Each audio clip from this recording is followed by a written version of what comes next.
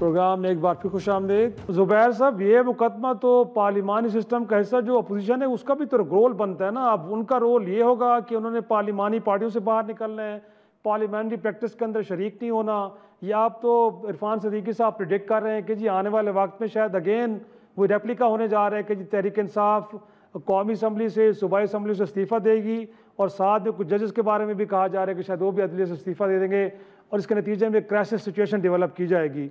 तो आपको लगता है कि ये स्ट्रेटजी दुरुस्त है? क्योंकि माजी में तो नाकाम हुई बुरी तरह, इसके कोई फ़वाद हासिल नहीं हो पाए तहरीक इंसाफ को या इस मुल्क के जमहूरी निज़ाम को। देखें, जो आप बात कर रहे हैं इसमें जब जो मुश्किल हालात इंडिया के लिए रहे हैं पिछले 3 साढ़े 3 साल में, उसमें कोई दो राय नहीं है। इतने मुश्किल हालात कम ही किसी पॉलिटिकल पार्टी ने फेस किए हों। आप ये वहां से शुरू करें कि जी कि कितने बड़े बड़े लीडर्स जो हैं, असद उमर, शफकत महमूद, शीरी मज़ारी और बहुत कहीं, जिनको आपने जबरदस्ती डरा धमका के आपने कहा कि आप पॉलिटिक्स छोड़ दें। फिर जो बाकी सारे थे, शाह महमूद कुरैशी और यास्मीन रशीद वगैरह, उनको अंदर बंद कर दिया, वर्कर्स को अंदर बंद कर दिया, इमरान खान जेल में बंद है।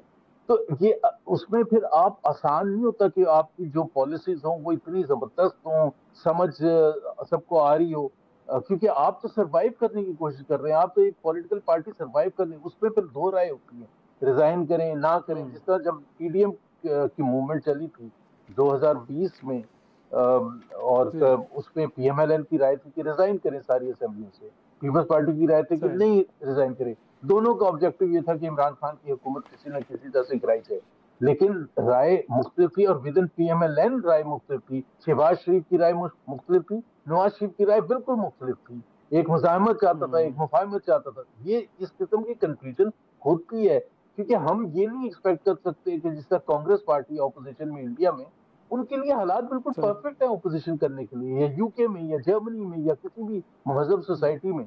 हमारे लिए तो बहुत मुश्किल हालात हैं। और फिर सबसे बड़ी बात यह कि आपने उनका हक मारा हुआ है, आपने पाकिस्तान के अवाम का हक मारा हुआ है। पाकिस्तान के अवाम ने वोट किसी और को दिया और आपने जाके बिठा दिया किसी और को असेंबली। तो ये इसका इतने आसानी से मुदावा नहीं हो सकता कि उनको कहें कि जी आप पार्लियामेंट्री कमेटी में चले जाएं, आप अच्छी अच्छी बातें करना शुरू करें। एफर्ट जरूर करनी चाहिए, लेकिन अगर ये एक्सपेक्ट कर रहे हैं कि वहां से सब कुछ सही होगा, एक फंक्शनल पार्टी की तरह पीटीआई बिहेव करेगी, तो वो पॉसिबल है ही नहीं। तो सर ये लास्टली ये भी जानना चाहूँगा कि जैसे आप फरमा रहे हैं कि ये हुकूमत के जो $1 की शायद सरमायाकारी नहीं ला सकी, जिसने इस माली साल के पहले 1 महीने में 350 अरब रुपए के कर्जे सर लिए हैं, जो अपनी एक्सपोर्ट्स के अंदर इजाफा नहीं कर रही, बट उनके शोल्डर्स बड़े अप हैं, बड़े कॉन्फिडेंट हैं, तो वो कौन सा फैक्टर है जो उनको इतना बड़ा हौसला दे रहा है सर? एक तो मैं आपको बड़े इंटरेस्टिंग बात बताऊं कि पीएमएलएन की अगर आप लीडरशिप या पीपल्स पार्टी की लीडरशिप के 90% लोगों को तो अंदाजा ही नहीं कि पाकिस्तान की इकोनॉमिक सिचुएशन है अच्छी है या खराब है। बिकॉज जिन लोगों से वो उठते बैठते हैं वो समझते हैं कि बड़ा जबरदस्त हो रहा है। वो कह रहे हैं शहबाज शरीफ तो रुक ही नहीं रहा, इतनी तरक्की हो रही है। अभी मैंने आपको सारे नंबर्स बताए हैं। क्या गुर्बत कभी इतनी थी 45%, कभी अनएम्प्लॉयमेंट 24% थी, कभी आपने 37 ट्रिलियन रुपयों का कर्जा ले लिया। और ये यहाँ कहानी दिए चले जा रही है कि जी हमने बड़ा जबरदस्त मैनेज किया है रिसोर्सेज को।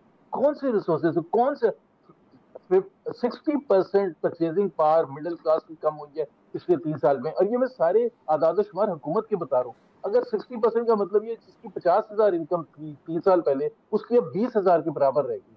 अब ये एक हकीकत है। तो देखें, ये एक अलग चीज है कि आप एमओयूज कितने साइन करते हैं, आपकी दुनिया में कितने जबरदस्त इस्तेमाल होता है, रेड कार्पेट बिछाता ही नहीं बिछाता। लेकिन जो लोग लोधरा में या दादू में या मुरीद के में बैठे हैं, जो 70 साल से इंतजार कर रहे हैं कि जी हम भी स्कूल नहीं गए थे, हमारा बच्चा भी स्कूल नहीं गया था, उसका बच्चा भी स्कूल नहीं जा रहा, उनको अपने बच्चे को स्कूल भेजने हैं। बहुत शुक्रिया आपका। एक नाज़रीन छोटा सा ब्रेक के बाद जो इशारा जिस तरफ किया आपकी जानिब ज़ुबैर साहब ने भी, कोशिश करेंगे माशी अमूर के माहिर किसी से बात करें और जानें कि जिस वक्त सैलाब के बाद सूरत हाल बननी जा रही पाकिस्तान के लिए कितनी डिप्रेसिंग है। छोटा सा ब्रेक से वापस आते हैं, प्रोग्राम के सिलसिले को आगे बढ़ाएंगे।